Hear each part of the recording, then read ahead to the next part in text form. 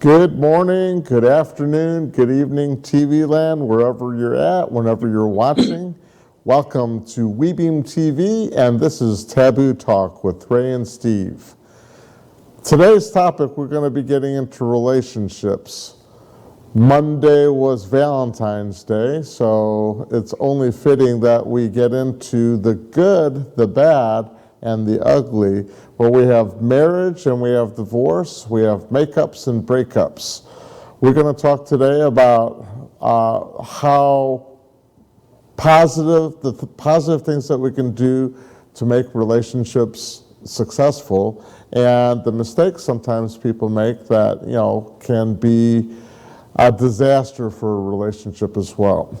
This episode is brought to you by Heroes in Action. Heroes in Action is a nonprofit that dedicates itself towards violence prevention education. They've opened their new training center here in Port Richey, Florida, and they're now enrolling their children's self-defense classes and adult self-defense classes. So for more information, you can go to the Heroes in Action website, which is heroesinaction.us. It's a new website. Check it out and give us a call. You can call us or email us, ray@heroesinactionnow.org, or our phone number 314-570-0243. Now I'd like to introduce my co-host, Mr. Steve Reed, from an undisclosed safe house somewhere in Texas. Steve, welcome to Taboo. Greetings, Ray. As always. It's good to be here. How are you today? I'm excited. You're the expert on relationships since you're a marriage coach and marriage counselor. And you've put together a list of talking points that we're going to dive into. You want to kind of go talk to us a little bit about how you came up with this list? Oh, well, Ray, thanks for the question. The list is basically what I work with clients on a regular basis. There are so many different facets of relationships, and the foundation of all of the relationships is setting your ego aside and really recognizing the value of having the relationship that you have. And the biggest problem that couples have is they let their egos get in the way. And pride and ego are the two biggest downfalls in any relationship of any sort. And that's not just about marriage or dating relationships. That's in business, that's parent-child, etc. All relationships, if you let your pride and your ego get in the way, then you're going to have some problems. And one of the areas where you see a lot of the problems is just simply listening to your partner. And when I say partner, again, I'm going to use this both as a male-female relationship, husband-wife relationship. But the same thing is true in business. When you're talking to a partner in your business, in your company, you're talking about salespeople, management, etc. And if you let your ego and your pride get in the way, that's when you start having problems in those relationships in so many different aspects. And one of the biggest challenges that I work with clients on when I'm talking with couples, one of the biggest challenges is that of listening to each other. I had a couple recently that I was working with that it was really kind of funny in the first session that we had together. I went through the process of listening skills and teaching them some of the fundamentals of listening skills. And when we got to the end of the hour session, I asked them both, okay, give me just one nugget of something that you've learned today. And the wife, she was really kind of funny. She says, you got my husband to talk. And of course, he started to laugh. I chuckled a little bit. I said, well, good. I'm happy to hear that. And then I looked at him and I said, so what is just one nugget from you? What did you get today? And he said, you got her to listen. And of course, he got a nasty look from her. But we laugh because we realize that oftentimes it's just about listening to the other person. Sometimes they don't need an answer. Sometimes they don't need any specific tips or fixes. Sometimes they just need you to listen to what they have to say. And that is critical. So, one of the biggest challenges, Ray, that along with the pride and the ego is that person that insists on always being right. And I know you can't relate to that, but I can. Now, when I'm working with couples, I generally start out by helping them with the listening skills, but we talk a lot also about the personality temperaments. And if you're familiar with the DISC method for understanding personality types, there are four basic dominant personality types. You've got a high D, when we spell out the word DISC, D-I-S-C. The high D is very demanding. They're in charge. They're extroverted. They're the ones that are task-oriented. That's the typical CEO or head of a company. They're in charge, and they know that they're in charge, and they want to make sure everybody knows that they're in charge. Then you have a high I personality. That the I personality is oftentimes influential. Now, Ray, here's a personal question for you. Did you ever have anybody in school that they could talk people into doing anything? They're always very outgoing, but they could convince you to do anything, and then they would stand on the sidelines and watch everybody else get in trouble. Was that you? I'm sorry, I wasn't listening. Did you say something? Good try. All right. No, this is exactly a lot of the pride and the ego and the insisting on being right. Are there, yes, I did see people. No, that was not me in school. I was more the person that was the outsider that would watch everything and just try to blend in as part of the background. But yes, I did see the Eddie Haskells, the ones that would say things. Exactly. It's a great illustration. Try to manipulate other people and just sit back and watch them just fall on their face. Those are the high I personalities. They're all about having fun, but a lot of times they're the ones that influence other people to do things that they wouldn't normally do. Oh, it is going to be so much fun. Ray, we've got to do this. And then they convince you to do something and they step back and watch. Well, it's kind of like even with with what I deal with the bullying, where if somebody says something to me, and then I have my friends that'll say, "Oh, are you going to let them get away with that? I got your back. Go take care of business." If I fight, I'm the one that's going to be in trouble, not them. They're the ones that just say they've got my back.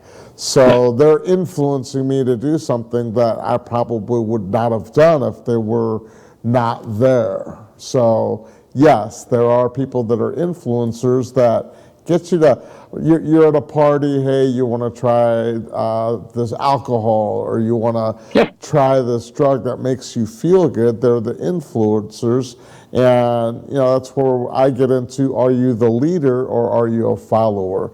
So in this program, where does the follower fit in? And can there be, I see myself as a D and an I. I'm kind of in the middle of both of those. But is that something that is normal, or? Oh, yeah, absolutely.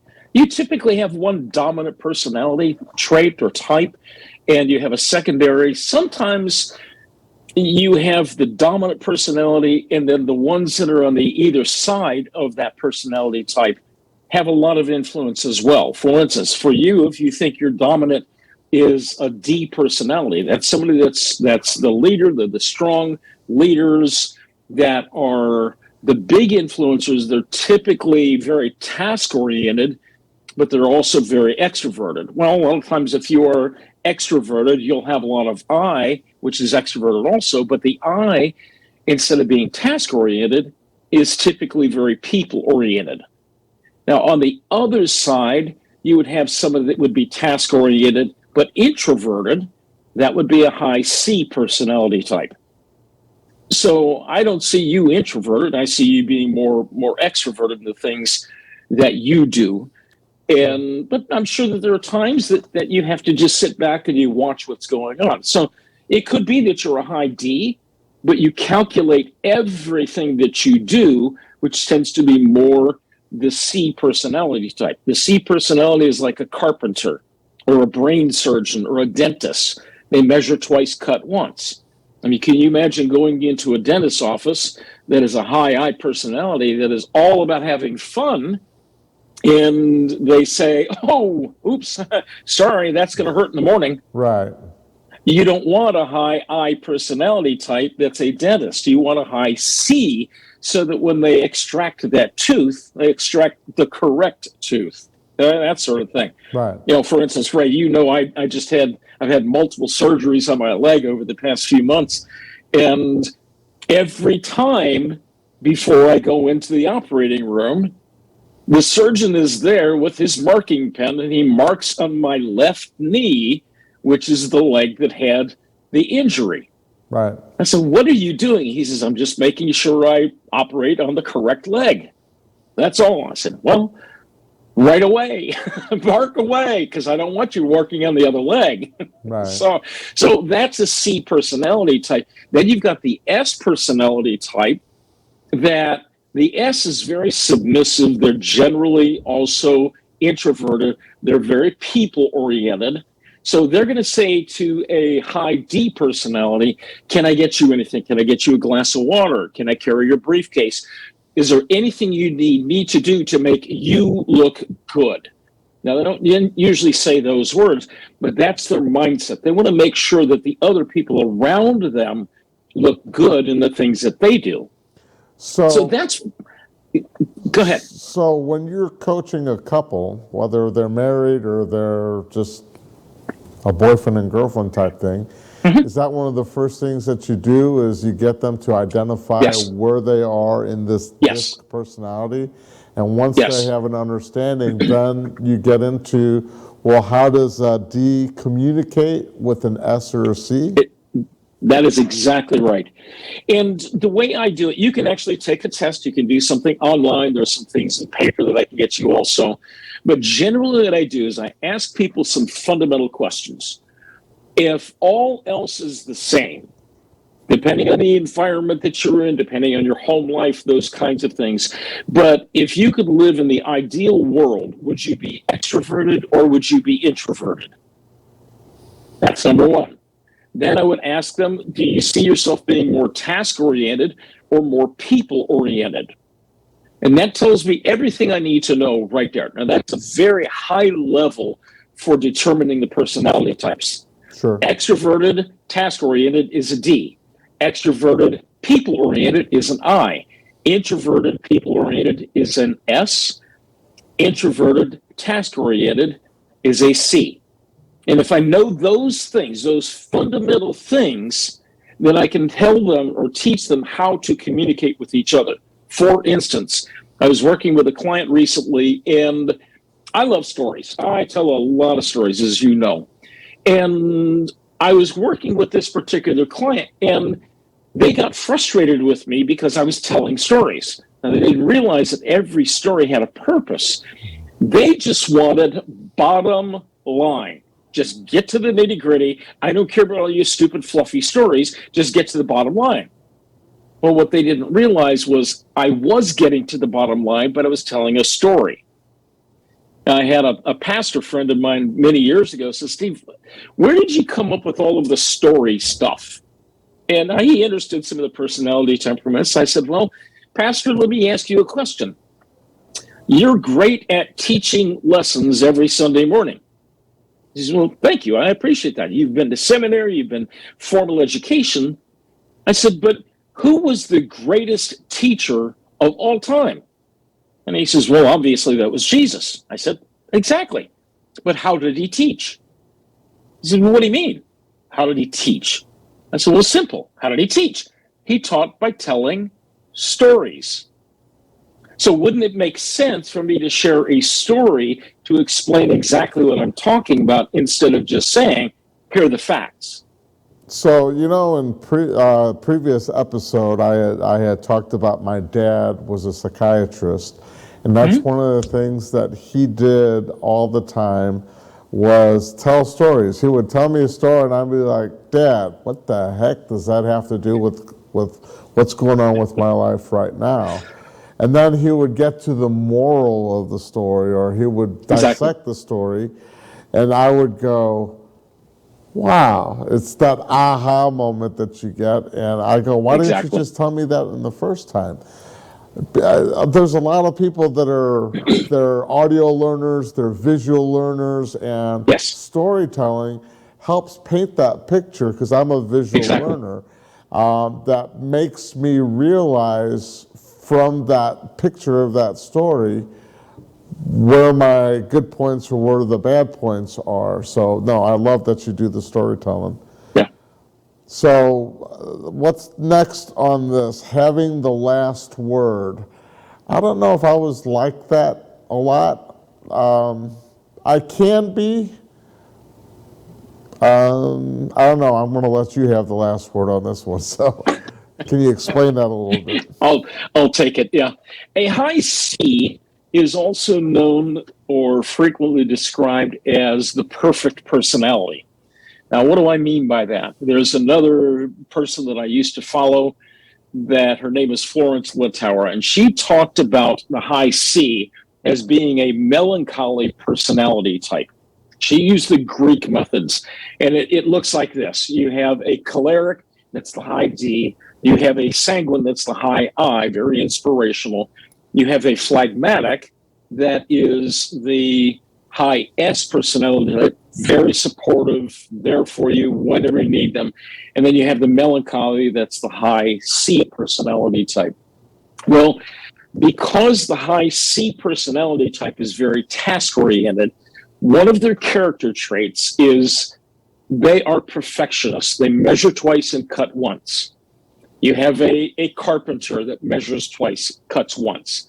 You have that surgeon that was working on my leg. Now, he was not a high C. I promise he was not a high C, but he still measured twice and cut once. The challenge comes in that when you do things and you're always measuring, you learn so much about a subject that you know that you are right. Excuse me. Now, here's one of the challenges that you run into. You have a high D that looks at that same task or that same problem that needs to be taken care of, and they shoot from the hip. It's ready, fire, aim. The high C, though, looks at it and says ready, aim, aim, aim, aim, aim. But the point is, the C always knows that they're right because they've done the research. The D typically doesn't care. They want it to be right, but the D has things, we're going to do things the right way, the wrong way, or my way. So as you're looking at the different personality types, the D generally is the one that has the last word. And if you challenge them, if you counter them, they're going to come back and say, I know I'm right, so just do it my way. Now, let me give you a great story.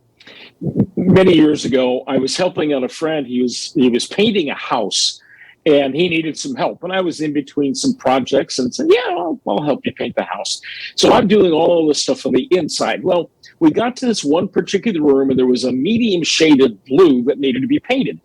The only problem was there was only about a half an inch left in this one particular can of paint. And then they had another entire full can of paint. And I said, well, I'll do this. I'll paint this and this and this. And he says, no, I want you to paint this and this and this. I said, no, I'm going to do it this and this and this. He says, no, I want you to do it my way. No, but your way doesn't make sense. So I'm going to do it. And then all of a sudden it hit me. I'm not in charge. I'm not the boss. He's the boss. And my response was, without saying it, I'm going to let you have the last word, and I will do it your way. So you've got two different conflicting ideas. The D that says, do it my way because it's my way and I'm in charge. The C says, do it my way because I know I'm right. The I and the S, well, the I is saying, is there any fun in this? And the S is saying, you just tell me what you want me to do. I just want to make you happy. So those are some of the things. So when you're looking at relationships, at couple relationships, sometimes, unfortunately, the husband, if he is a D personality type, he wants to have things done his way. And they generally look for opposites. And so the wife is going to look at it and say, yes, sir, what can I do? Now, I'm exaggerating a little bit in that. But the challenge comes in if the D is manipulating the S personality type, you're going to have conflict if it happens over and over and over again.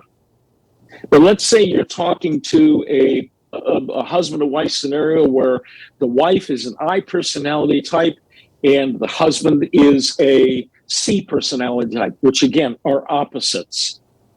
And the C has to have the last word because they know they're right. The I just wants to have fun, but the I gets their feelings hurt in the process of things. And the I just wants to make sure that they're having fun in this whole scenario. Then you get into the situation where a C needs a lot of detail. The I doesn't need a lot of detail. They just want to have fun.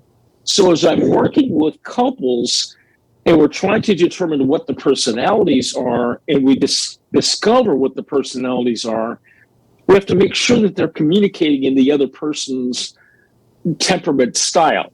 Now I'm going to tell a story about me, and I'm not perfect. I know what to do, and sometimes I mess up.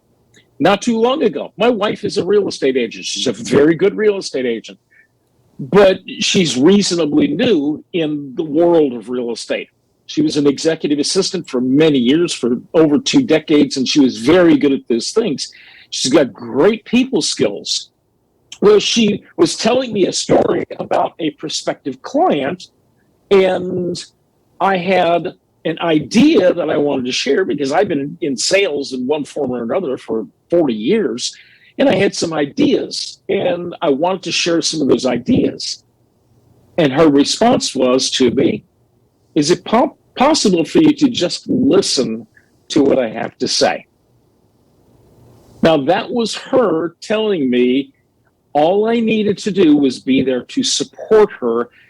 I didn't need to fix things because I know that I'm right. I didn't need to fix things. She's a high I personality. I'm a high C personality. And the other side of that, too, is guys like fixing things and women just want to be supported. Now, I'm generalizing these things in a big picture. But that's an example of a scenario where I messed up. I needed to just listen to what she had to say and encourage her. I didn't need to fix things. So that goes right along with that whole idea of being the one that speaks last or has the last word in a particular subject. And that is so much of a challenge for a lot of people in their relationships. And it spills over into past relationships as well. Now, what do I mean by that? Let's say, for instance, something happened in the relationship with your spouse a month ago, 2 months ago, 6 months ago, 5 years ago, whatever it was, and you keep bringing up the past. Well, that's not doing any good for either one of you. You need to deal with that issue, whatever the issue was, put it to bed, bury it, and stop bringing up the past, because that's not a healthy thing to do. So, Ray, one of the things that I use a lot with my practice is I do a lot of faith-based things. And being a Christian, I use a lot of scripture, and I don't quote a lot of scripture, but I use the foundation of scripture. And one of the scriptures that I use on a regular basis when I'm working with couples, and you've probably heard this, everybody has heard 1 Corinthians chapter 13, verses 4 through 7. Chapter 13 is known as the love chapter. And these few verses go like this: love is patient, love is kind, and is not jealous, does not brag, it is not arrogant, does not act unbecomingly, it does not seek its own. That's one of the key points. Is not provoked, does not take into account a wrong suffered. In other words, you don't keep bringing up the past. Remember 4 months ago when you said this. Remember the last time we went out to dinner, I wanted to go here, you wanted to go there, and this happened. And so remember when you spilled iced tea all over the table when we were at our wedding. Remember when, all of you bringing up the past does not keep record of wrong suffered. Does not rejoice in unrighteousness, but rejoices in truth, bears all things, believes all things, hopes all things, and endures all things.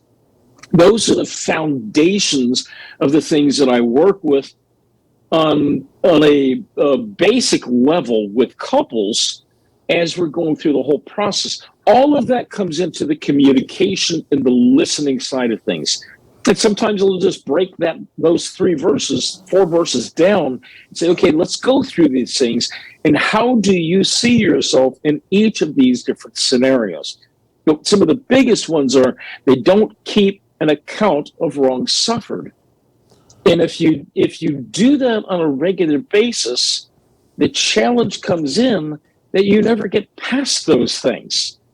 And you have to get past those things in order to live what I say is a more victorious life and have a more solid and victorious relationship.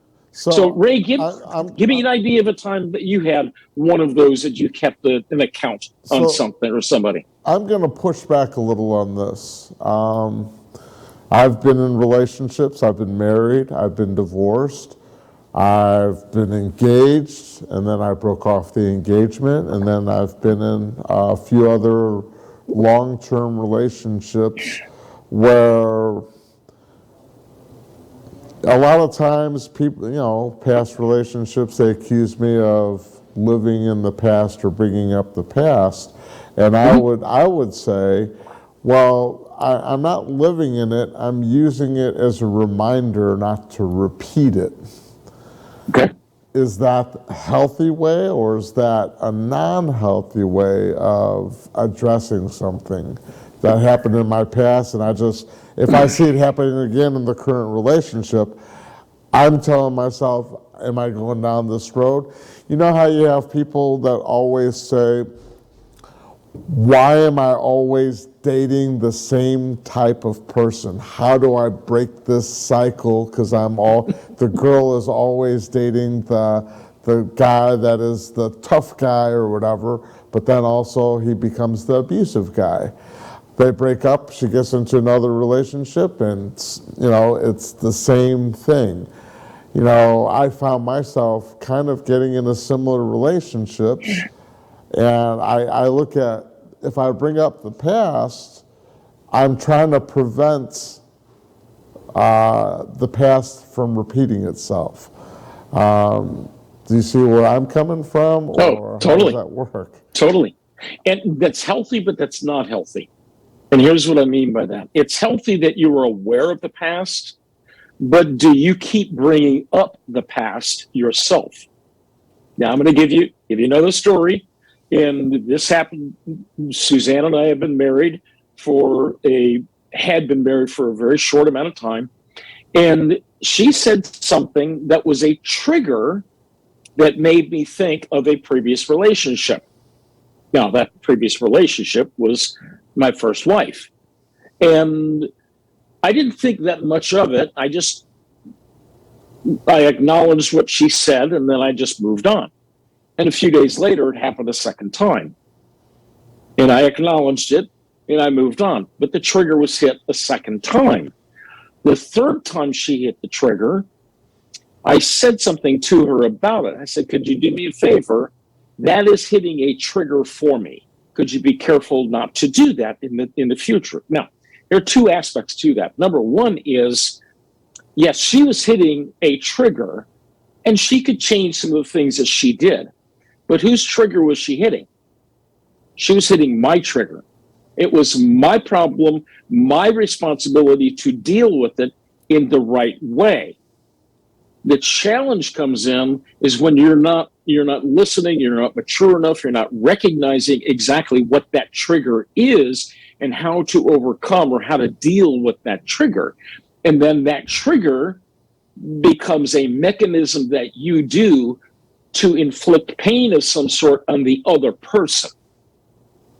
So what I do is when I'm teaching people about the triggers, be aware of what the trigger is, but recognize that it's your trigger. It's not their trigger, it's your trigger. It's your responsibility to deal with that yourself in your head, in your heart. Now, as far as you or anybody that tends to fall into the pattern of that same type of abusive person that they get into relationships with, my question right off the bat was, tell me about your childhood. Well, What was your relationship? What was your relationship with your dad? This is where the Freudian part, those people that know what Freud is or who Freud was, where it always stems back to your mother. It's my relationship with my mother. It's just like I compare people that I date or I get into a relationship with because I don't have a great relationship with my mom. Okay.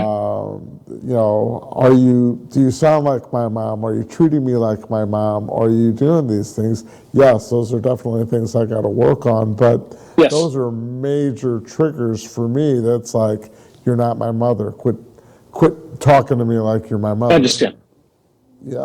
And I've got a whole program that I take people through to deal with those triggers. And I'll give you a case in point. I had a client many years ago that when he was 5 years old, his mother disciplined him in a certain way that scarred him for 30 years. He held on to this for 30 years. He didn't know he was holding on to anything. It was a trigger. And as a result of that, he hated people touching him, shaking hands, rubbing his shoulders, doing anything to touch him. Didn't make any difference what it was. It wasn't until he discovered what that was, what the incident was 30 years prior, that he was able to deal with things and actually get rid of that trigger. So when he got rid of the trigger, he became a different person. So how do you help people stop comparing their current relationship with past relationships?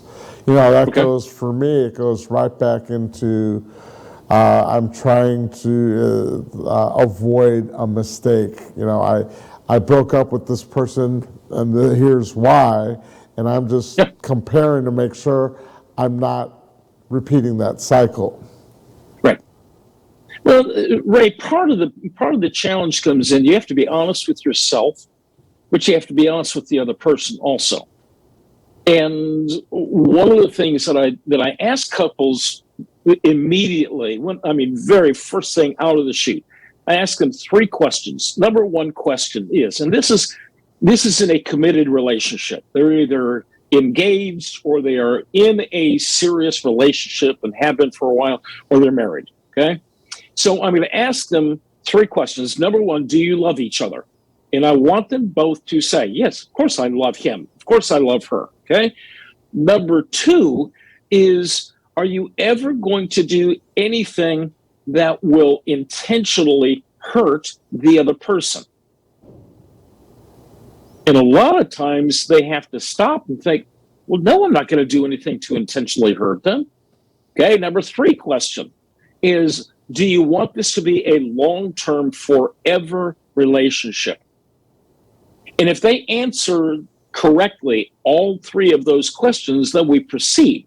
But if they don't answer correctly on either of the 3 of them, then I'm going to tell them point blank, we got problems here.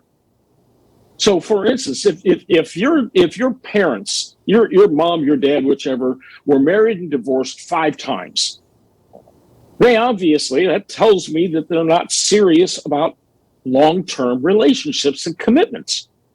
Is that the pattern that you're following? So when you ask those kinds of questions, are you seeing this marriage as being a forever marriage? If you are, then we can proceed. But if you don't, if you're looking at this as being something that, well, if it doesn't work out, then I'll find somebody else, I'm not going to coach them. Plain and simple.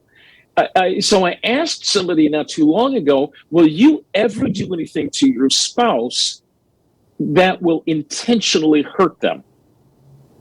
And the spouse heard them say, no, I'm never going to do that. Okay. Do you realize what they just said? They're not going to intentionally hurt you. That means you're on the same page together. Right.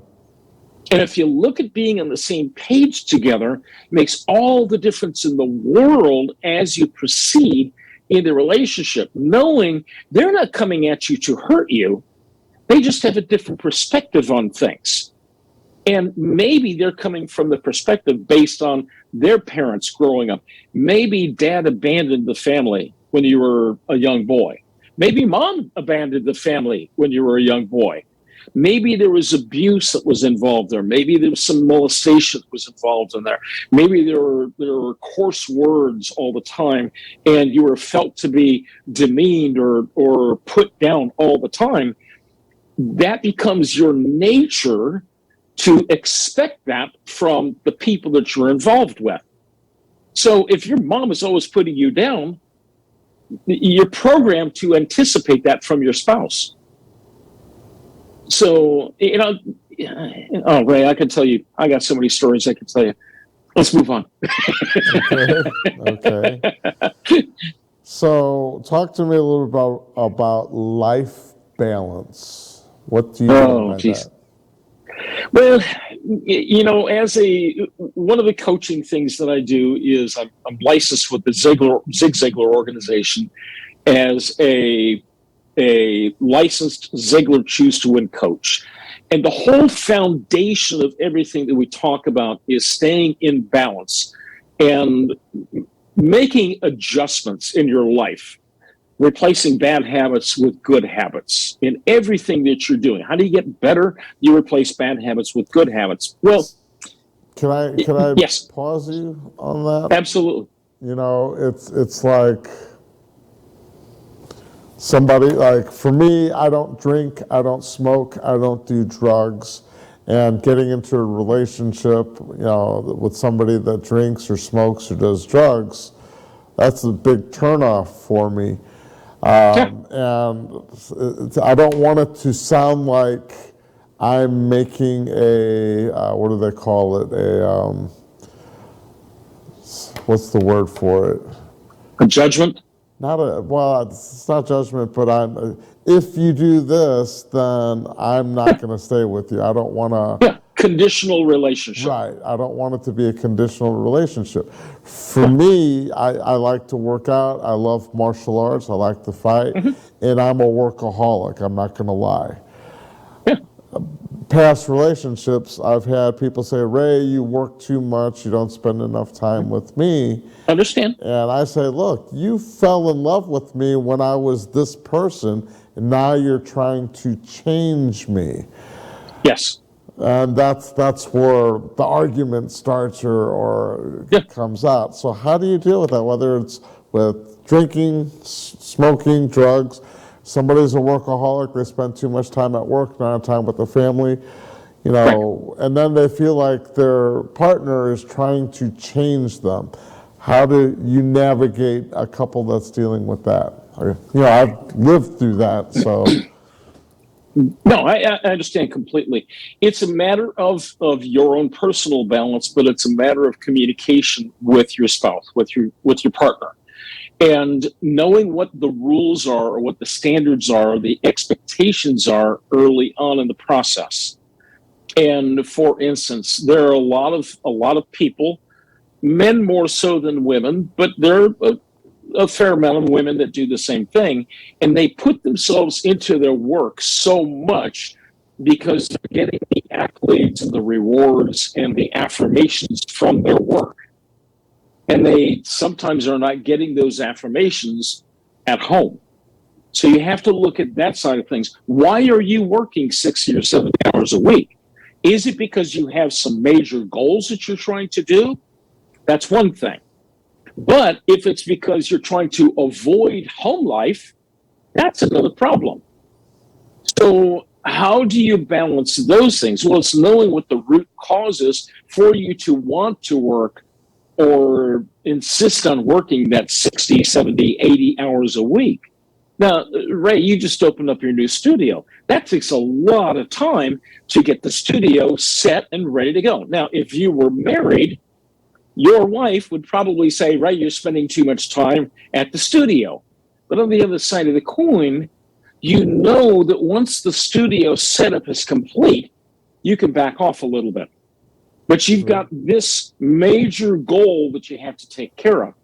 Now, if you go forward and you continue to work 65, 70 hours a week after week after week after week, what are you trying to accomplish? Are you trying to get fulfillment from your work, or is it just, I've got a task that has to get done, or I've got some major goals that I'm trying to accomplish? What I teach a lot of business executives, men and women both, is go in 90-day cycles and do a 90-day run. Have some major goals for 90 days and then step back and take some time and make sure that you're not avoiding or pushing the family away. But you have to regroup. And I typically, in a lot of the business things that I do, I have 90-day cycles that I go through.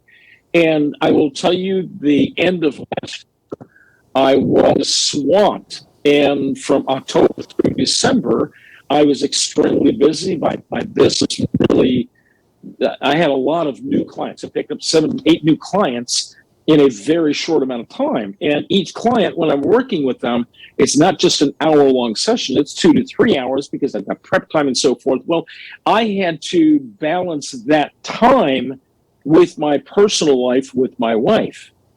To compound things, I had to go back in for another surgery on my leg because I had another accident. So we've got those things thrown into the mix. But knowing those things, I know there is an end game to that. So it's not going to be a perpetual thing. I'm not going to be working 70 hours a week, every week, week after week after week after week. And the same thing is true for you, for virtually anybody. If you find yourself in that pattern, then you have to ask yourself, why are you in that pattern of working so many hours? I remember Mr. Ziegler saying many years ago, if you can't get done in a normal work week what you need to get done, then you got to figure out what your priorities are, number one, and you got to figure out what you're doing. Where are you wasting time? Where can you reallocate time? Do you need to delegate to other people things that you are doing that you think you're the only person that could do it? A high D personality type oftentimes will say, I'm not going to waste my time having anybody else do it because I know they're not going to do it to my standards, so I'm just going to do it myself. Now you got to learn how to delegate. So that's where one of the books that I recommend clients read, it's an old book. It was out 25, 30 years ago. It's Stephen Covey's book, 7 Habits of Highly Effective People. And he has in there a whole section on your priorities. And he got that from Dwight Eisenhower, who had a time management matrix. And it was an absolutely priceless way of looking at how we delegate and how we take on our own personal responsibilities. And there's some things that, frankly, you should not be doing. You should delegate those things. So then, Ray, in a situation like yours, if you continue to do all of the stuff yourself and you're putting in that 70 hours a week and not paying attention to family, I know you're single, so that's not true today, but if you were married and you had family, then the challenge comes in. You've got to figure out, can I delegate those things? Do I need to hire another instructor? Do I need to hire somebody that can do administrative work? Do I need to hire somebody to pay the bills and to check clients in? All of those kinds of things. To clean the gym after we're finished. All of those kinds of things. What can I delegate out to other people? So it's a matter of you knowing what you're supposed to be doing and what you need to delegate. But then how are you wasting time? Are you wasting a lot of time? You know, one of the greatest tools out there that I use on a regular basis is Facebook and all social media. one of the biggest killers of time is Facebook. And I have to watch myself. How am I using that tool? Am I abusing the tool? Am I using it in frivolous ways, Right. or am I using it to be constructive? So it's a matter of you looking at things. Now, here's another little side note. If you've got that problem and you're out of balance, maybe you need to hire a coach. I happen to know one that can help you. I don't know. Yeah, just give me that person's information later.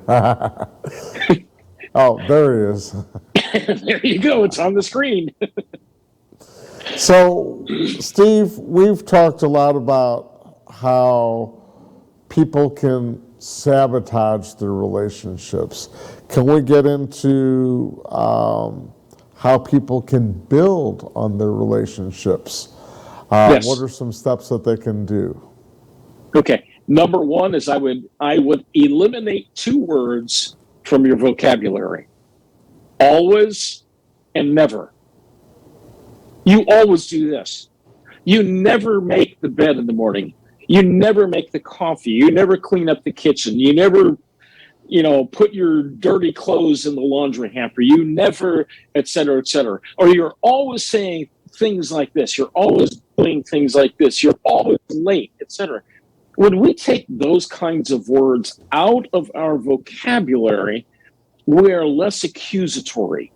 And one of the biggest challenges in relationships is frequently we are accusatory towards the other person. Instead, what you need to do is understand the other person's personality temperament. That's number one. Number two, one of the books that I recommend people use as a steady resource is Gary Chapman's book, The 5 Love Languages.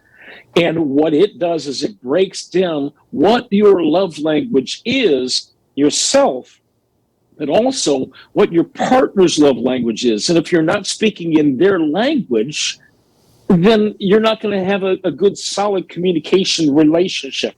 For instance, he talks about the 5 love languages being physical touch, words of affirmation. He talks about quality time, about gifts, and acts of service. Those are the 5 love languages based on Gary Chapman.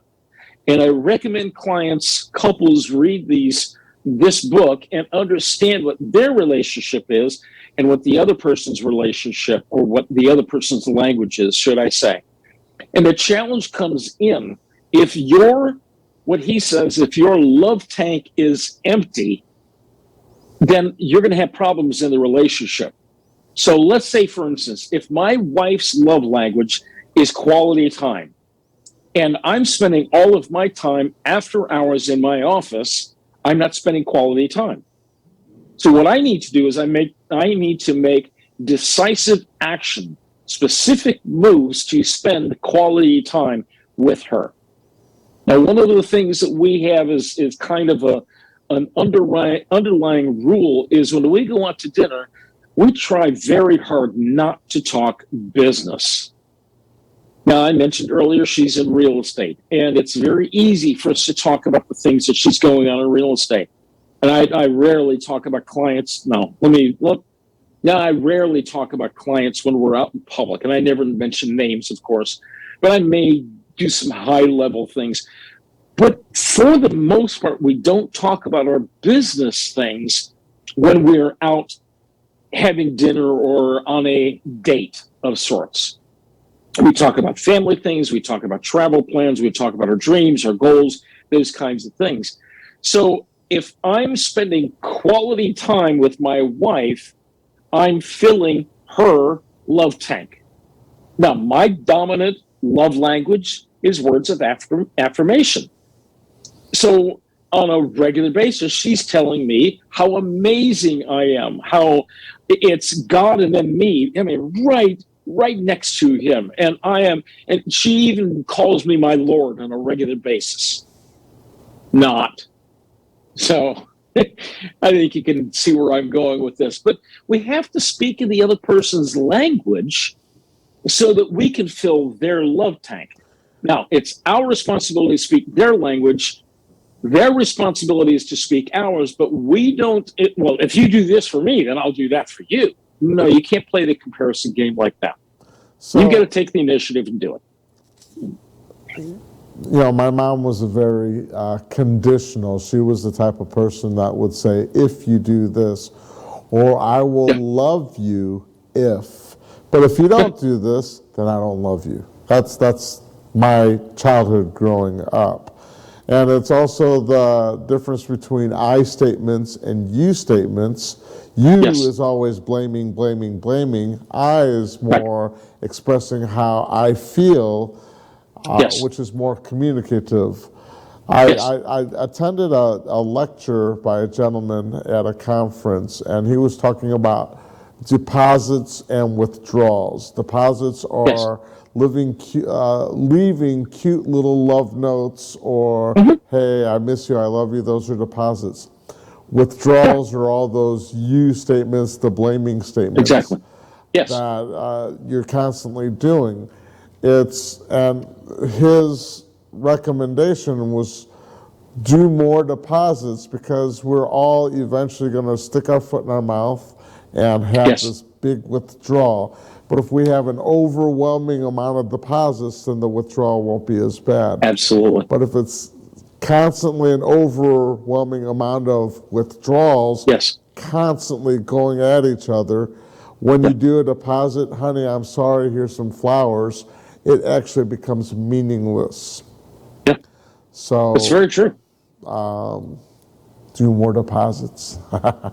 Yeah, absolutely. It's the same basic premise that Gary Chapman says.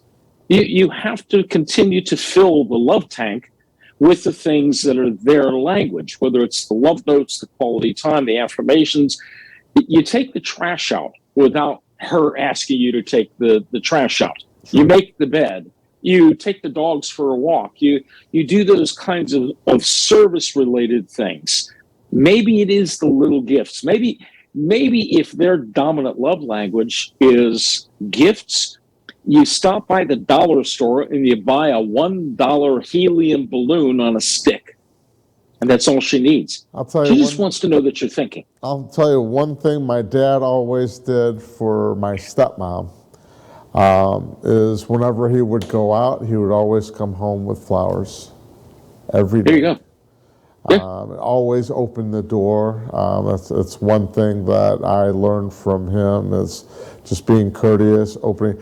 I was in the back seat of the car with my dad and stepmom, and my stepmom waited in the car and waited for my dad to open the door for her. And I took him aside. I'm like, what the heck was that? I mean, she's got you by the kahunas. And he said, Ray, it's showing respect. His wife did so much for him, taking care of him because he had medical things. This was the least he could do to pay her back, to show her respect. Absolutely. So that was it's an act of service. That was the lesson I learned from my dad that, kind of I try to do myself now, to be an example for other people, because there's so many people that are just rude, and I want to lead. I'm one of those guys that likes to lead by example. So, Ray, you hit the nail on the head with that, and I'm gonna brag on myself. When Suzanne and I started dating, it was one of those things that she did not touch a door handle. I'm sorry, you do not touch a door handle, and if she would start to get out of the car before I could rush around to open the door, I would just stand there, lean on the side of the car, and tap my fingers. Okay, excuse me, what are you doing? Right. She wasn't used to that, so she'd very quickly close the door so that I could open the door for her. Right. So your dad set a great example for you to follow. I commend him for that. So we only have a couple more minutes left. Do you want to give me a quick closing comments? If we can put your information on how people can get in touch with you, that would be great. Gosh, Ray, this hour has gone by way too fast.